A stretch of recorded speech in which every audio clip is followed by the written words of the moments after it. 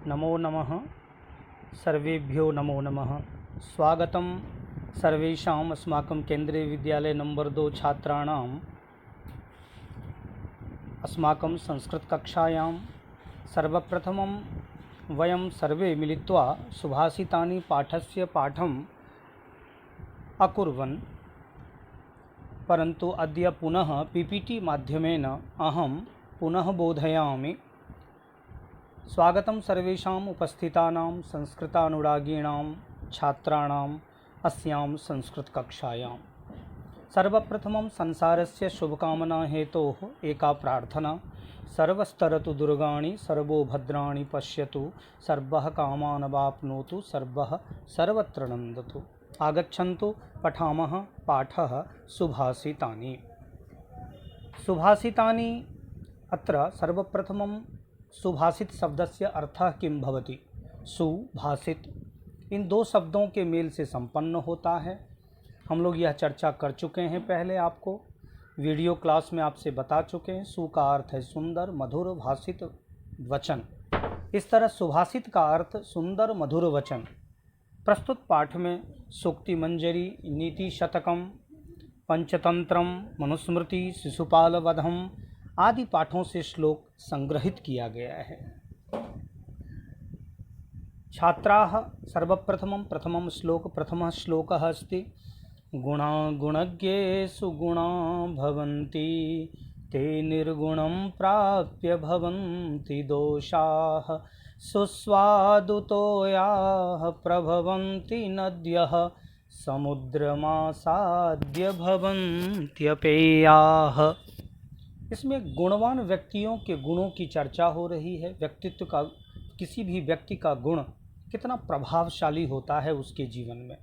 कहते हैं गुणवान व्यक्तियों में गुण होते हैं, अर्थात गुणवान व्यक्तियों के द्वारा अपने आचरण में किसी अच्छे गुणों का प्रयोग करने पर वह सुशोभित होता है, परंतु वही गुण गुणहीन व्यक्ति के द्वारा दोष बन जाते हैं।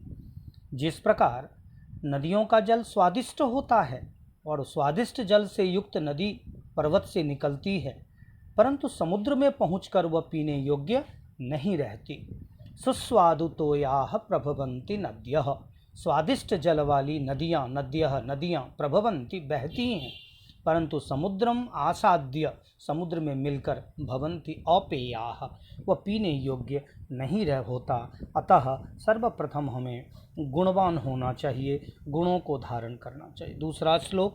साहित्य संगीत कला विहीनः, साक्षात् पशुः पुच्छ विषाणहीनः, तृणं न खादन्नपि जीवमानः, तद्भागधेयं परमं पशूनाम्। इस श्लोक में कवि साहित्य संगीत कलानाम् अस्माकं जीवने महत्वम् अस्ति एषां चर्चा भवति। साहित्य संगीत तथा कला कौशल से शून्य व्यक्ति, जिसके पास ये तीनों नहीं हो, वह वास्तव में पूंछ और सींग से रहित पशु के समान है, जो घास न खाता हुआ भी जीवित है, पशु के समान। यह उन पशुओं का अत्यधिक सौभाग्य है। अतः हमें जीवन में साहित्य संगीत और कला को धारण करना चाहिए। अधुना तृतीयः श्लोकः, यत्र प्रश्नः तस्य उत्तरम् एकैकपदे रूपेण अस्ति। लुब्धस्य नश्यति यशः पिशुनस्य मैत्री, नष्टक्रियस्य कुलमर्थपरस्य धर्मः, विद्याफलं व्यसनिनः कृपणस्य सौख्यं, राज्यं प्रमत्त सचिवस्य नराधिपस्य। अर्थ स्पष्ट है, मैं पहले भी बता चुका हूँ। लालची व्यक्ति को जीवन में यश नहीं मिलता, लुब्ध अर्थात लालची। पिशुनस्य मैत्री, चुगलखोर की मित्रता नहीं होती। नष्टक्रियस्य कुलम, जिनके कर्म नष्ट हो गए हैं, अकर्मण्य व्यक्ति, उसके कुल पर आँच आ जाती है, कुल पर कलंक लगता है। अर्थपरस्य धर्मः, धनपरायण, जो धन को अधिक महत्व देते हैं, ऐसे व्यक्ति का धर्म हाथ से चला जाता है, वो अपना धर्म पूरी तरह से निर्वाह नहीं कर पाते। विद्याफलम व्यसनिनः, बुरी लत वाले को विद्या का फल नहीं मिलता। कृपण व्यक्ति, कंजूस को सुख नहीं मिलता। और जिनके मंत्री प्रमाद से पूर्ण हैं, प्रमाद शब्द का अर्थ आलस्य भी कर सकते हैं, और नशा आदि में लिप्त हों, ऐसे राजा का राज्य नष्ट हो जाता है। अतः जीवनोपयोगी ये तीनों श्लोक, एक एक श्लोक में सारे जीवन के ऐसे मंत्र दिए हुए हैं जिन्हें धारण करके हम मनुष्य अपने जीवन को सौभाग्यशाली बना सकते हैं। अधुना चतुर्थ श्लोक पीत्वा रसं तु, इसको ऐसे गा सकते हैं।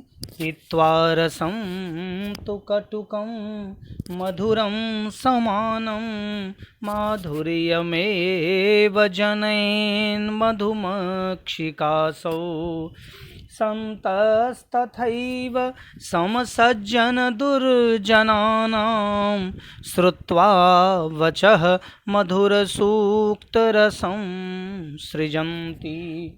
जिस प्रकार यह मधुमक्खी कड़वे अथवा मधुर रस को समान भाव से पीकर मधुर रस ही उत्पन्न करती है। आप जानते हैं मधुमक्खी अपने घोंसले या छाता जिसमें वो रहता है वहाँ से उड़कर मधुर रस विभिन्न प्रकार के रसों को पीती है, परंतु संसार के लिए वह केवल मधुर रस ही उत्पन्न करती है। उसी प्रकार से संत लोग, सज्जन और दुष्ट सभी लोगों से समान रूप से मिलते हैं संसार में, उनकी वाणी सुनते हैं, परंतु हम मधुर सूक्ति के रूप रस का ही निर्माण करते। जब उन्हें कुछ संसार के लिए बोलना होता है तो परोपदेश ही वो देते हैं। अतः हमें भी संसार में विभिन्न लोगों से मिलने के बावजूद भी हमें अपने मुंह से मधुर वचनों का ही प्रयोग करना चाहिए। विहाय पौरुषम यो ही दैवमेवावलंबते प्रसाद सिंहवत तस्य मूर्ध्नि तिष्ठन्ति वायसाः।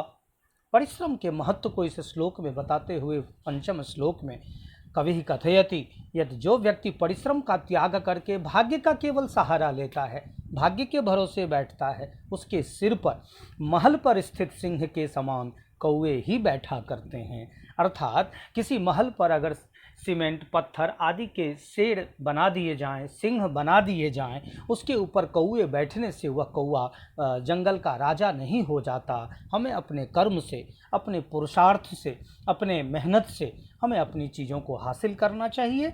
अतः कर्म ही प्रधान है, परिश्रम ही महत्वपूर्ण है।